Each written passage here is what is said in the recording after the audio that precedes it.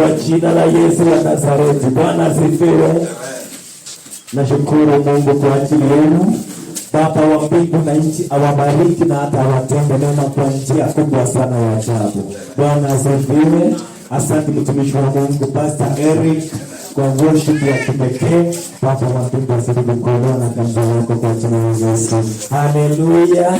Wote mlio mahali hapa, naomba kwamba neema ya Mungu itutoshe, kwamba wacha Mungu siku ya leo aonekane kiwango ya juu kwa maisha yako. Bwana Yesu asifiwe sana.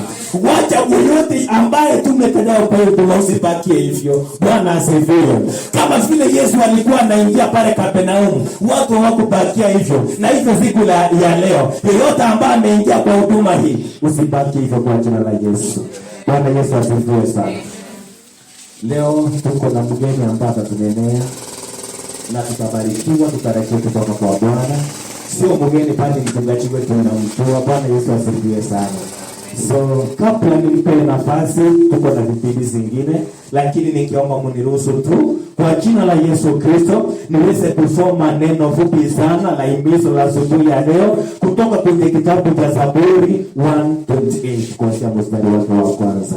Bwana Yesu asifiwe.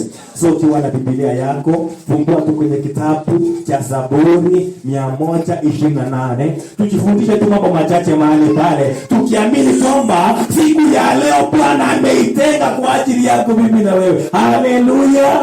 Utazame yule ambao umuoni, mwenye unamwona karibu na wewe, ujue Mungu ametenga hiyo siku kwa ajili yako na jirani yako ambao uko na yeye mahali hapa, kwa jina la Yesu wa Nazareti. Haleluya.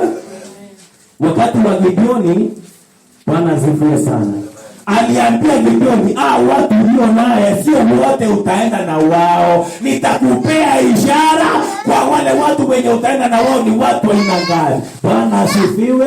Walikuwa watu 30,000 na kitu, lakini walienda watu mamia kwa sababu ya utukufu wa Jehova. Bwana asifiwe sana.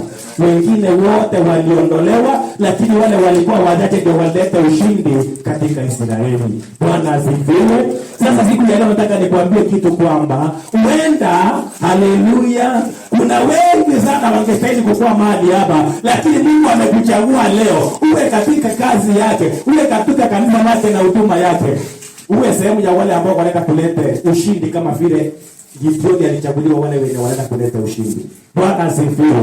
Wacha mimi na wewe siku ya leo sisi ndio wale tunaenda na Gideoni tukaleta ushindi katika